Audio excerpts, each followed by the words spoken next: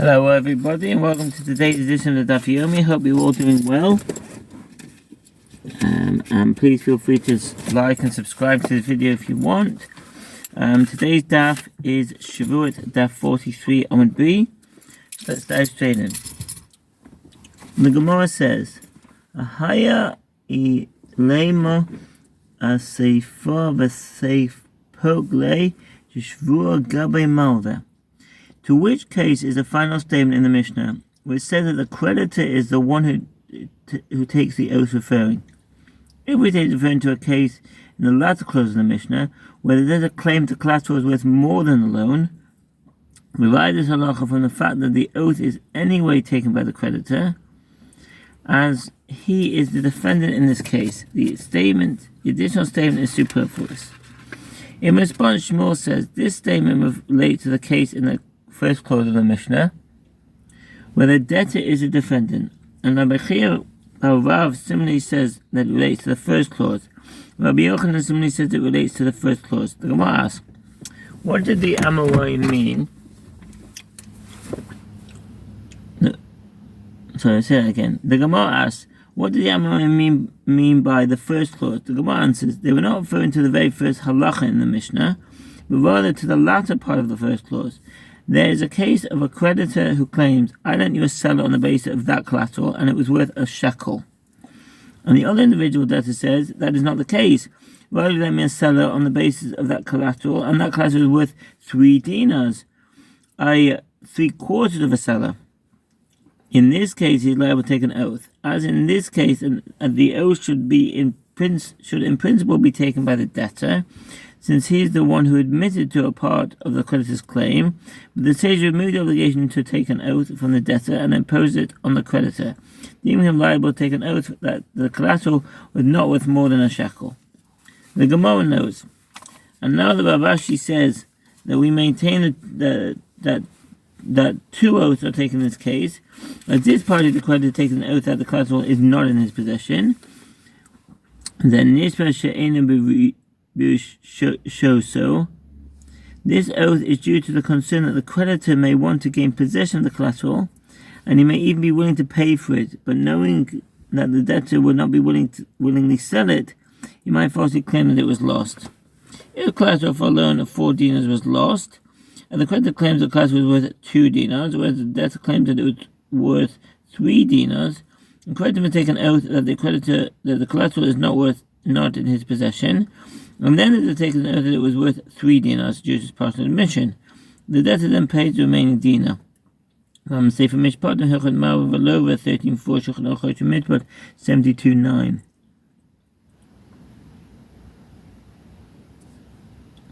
And that part is that takes an oath concerning how much collateral is worth.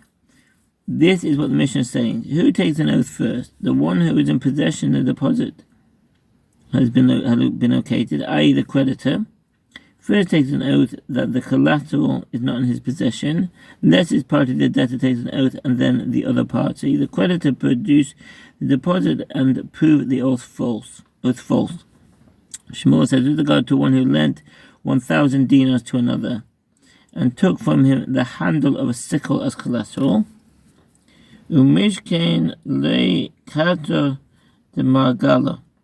If the collateral is worth less than the debt, e.g. the debt is for 1,000 dinars, and the collateral is the hand of a sickle, but the creditor states explicitly at the time of the loan that he is accepting the collateral for the entire debt, Rabbeinu Yitzchak of Dampier cited in Torah's rules that if the collateral is lost, the entire debt is cancelled, even if there was no explicit stipulation that if the collateral is lost, the debt is cancelled. This is according to the opinion of Shmuel. The Gaonim rule that the value of the collateral is merely deducted from the debt, even if the creditor states explicitly that he accepts the collateral even though it is worth less than the debt. According to the opinion of Shmuel, both rulings follow the version of the text cited by Rabbeinu Hananel, according to which Shmuel was referring to a case where the creditor stated explicitly that he was accepting the collateral to cover the entire debt. Tosfot maintained that in a case where the creditor stipulated that if the collateral is lost, the debt is cancelled, the Gaonim concede that he loses the entire debt. The Bach disagrees.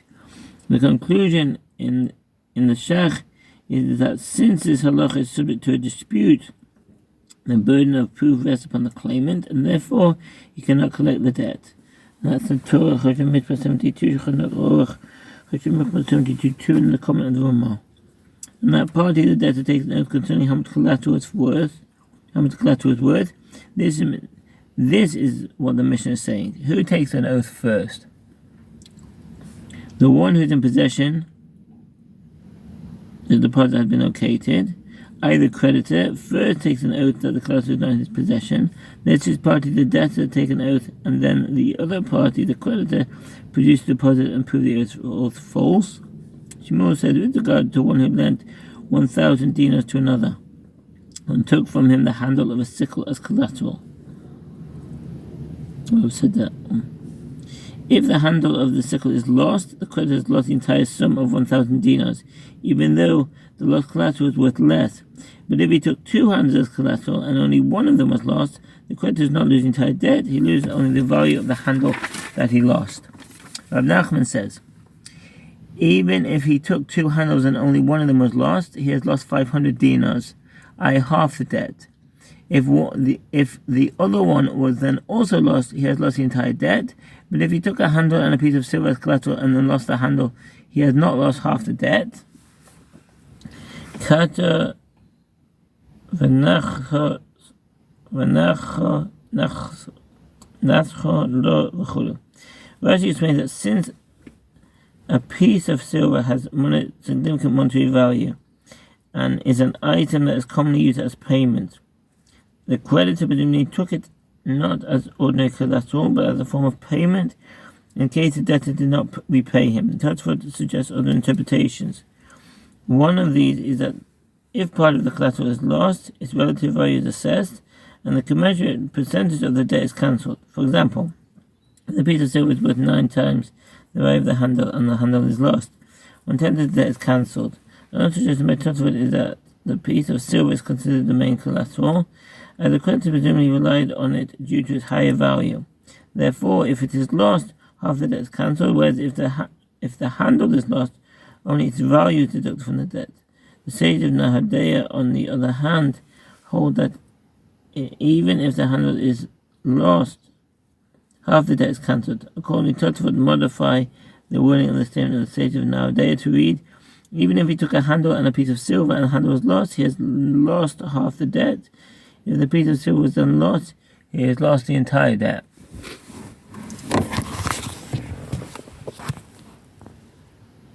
Just checking it's still recording. Okay. Half the debt, as he presumably relied on the silver, not the handle for payment. The sage of Nahadeya say, even if he took a handle and a piece of silver and the piece of silver was lost, he has lost half the debt. If the handle was unlost, he has lost the entire debt. The Gemara challenges Shmuel's opinion based on the Mishnah. We learned in the Mishnah there is a case of a creditor who claims, I lent you a sell on the basis of that collateral and it's worth a shekel. And the other individual says, the debtor says, this is not the case, rather you lent me a sell on the basis of that collateral and the collateral is worth 3 dinars, i.e. 3/4 of a seller. In this case, the debtor is liable to take an oath. According to Shmuel's opinion, that if the collateral is lost, the debt is cancelled, let the debtor say to him, you've already received repayment of the debt by means of the collateral. The Gemara says the halacha in the Mishnah is with regard to a case where a creditor stated explicitly, Mis Nisan Bifad Reish. This is the version of the text cited by Rashi and the Rif. Rabbeinu Hanania and Rabbeinu Tam have a different version, which reads, the halacha in the Mishnah is with regard to a case where he did not state explicitly, where Shmuel is referring to a case where he stated explicitly. Now, Hanani explains that Shmuel maintains that the creditor loses the debt only if he states explicitly that although the collateral is worth less than the debt, he accepted as security for the entire payment. Rabbeinu Tam explains the case in which the creditor loses the debt differently. The creditor stipulates that if he loses the collateral, the debt is cancelled. Accordingly, the novel element of Shmuel's statement is that this stipulation is not considered a transaction with inclusive consent. It's not considered a transaction with inclusive consent, which does not take effect. That he is taking the collateral only to assure payment of the value of the item, and not as full repayment. Therefore, since there is a dispute with regard to the collateral's monetary value, The two parties must litigate this matter. Shmuel, by contrast, is referring to a case where the creditor did not say explicitly whether he was taking the collateral to cover only its monetary value or the entire debt. In that case, it presumed that he took it to cover the entire debt. The Gemara suggests, let us say that Shmuel's ruling is a sort of dispute between the Tanaim. Tanai, dispute between Tanaim. When an Amoraic dispute is shown to parallel a Tanaic dispute, the Gemara states this Amoraic dispute is a subject of or is parallel to a dispute by the Tanaim. The benefit of matching an Amoraic dispute to a Tanaic one is that the latter helps to clarify the former. If, for example, the principles are parallel, but the applications in two texts differ, alternative expression helps elucidate the respective opinions of both the Tanaim and the Amoraim. When the Gemara uses expression without preceding it with the term, let us say, the proposed parallel between Amoraic dispute and Tanaic dispute is usually accepted. The Gemara's use of the term let us say might introduce an investigation into the current Amoraic dispute and the earlier Tanaic one in order to accentuate subtle differences between them. As is stated in a Braita, with regard to one who lends money to another on the basis of collateral, and the collateral was lost, he must take an oath that it was in fact lost and may then take his money. This is a statement of Rabbi Eliezer. Rabbi Akiva says that the debtor can say to the creditor, didn't you lend me the money only on the basis of the collateral? Since the collateral was lost, your money is lost as well. But with regard to one who lends another person 1,000 dinars with a promissory note,